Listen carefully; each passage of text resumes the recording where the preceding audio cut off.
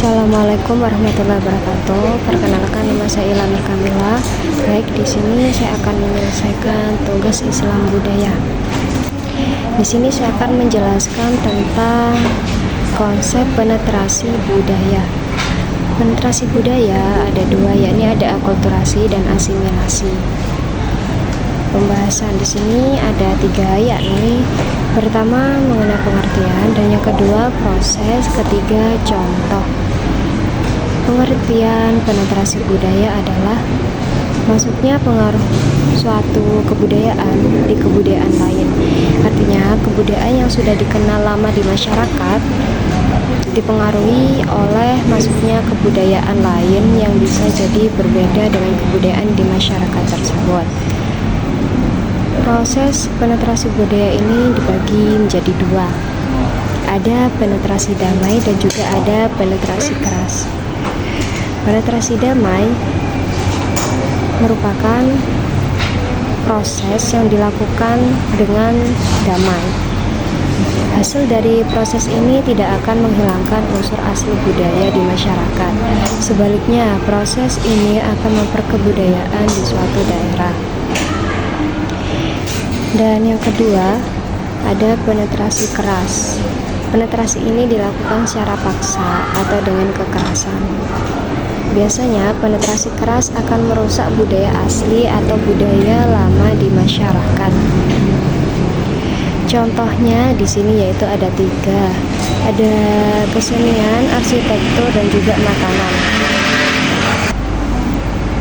Contoh yang kesenian yaitu perpaduan kesenian Tiongkok dengan Indonesia juga menjadi salah satu contoh penetrasi budaya. Misalnya dengan penggabungan alat musik Tiongkok dengan bahasa. Kemudian yang kedua ada arsitektur. Gaya arsitektur bangunan yang juga dipengaruhi oleh penetrasi kebudayaan.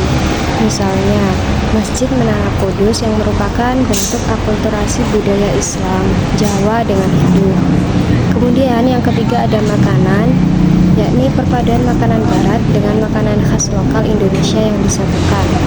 Dan sekarang makanan ini sudah banyak ditemukan ya, contohnya seperti perpaduan makanan stik dengan bumbu rempah khas Indonesia. Kemudian ada bentuk-bentuk akulturasi dan asimilasi.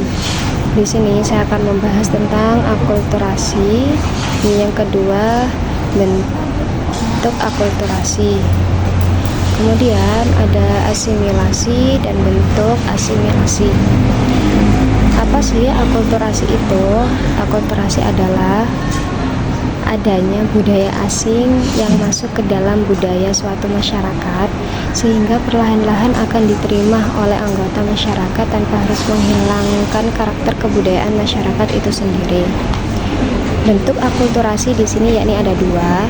Yang pertama yaitu ada substitusi dan yang kedua ada sinkretisme. Substitusi merupakan proses penggantian unsur budaya lama dengan unsur budaya yang baru yang memberikan nilai tambah bagi para penggunanya. Jadi substitusi ini adalah proses penggantian unsur budaya yang lama dengan unsur budaya yang baru, sehingga proses penggantian tersebut bertambah atau mendapatkan nilai tambah bagi para penggunanya. Nah, yang kedua yaitu ada sinkretisme. Sinkretisme berarti unsur-unsur budaya yang lama berpadu dengan unsur budaya baru sehingga membentuk sistem yang baru.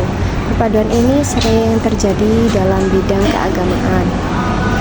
Jadi yang sinkretisme ini adalah yang mana budaya baru tersebut membentuk sistem baru atau bisa diperpadukan dengan budaya yang lama.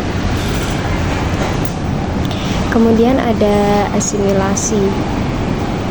Asimilasi adalah proses bergabungnya atau meleburnya dua kebudayaan menjadi kebudayaan baru. Jadi asimilasi budaya ini adalah meleburnya kebudayaan menjadi kebudayaan baru.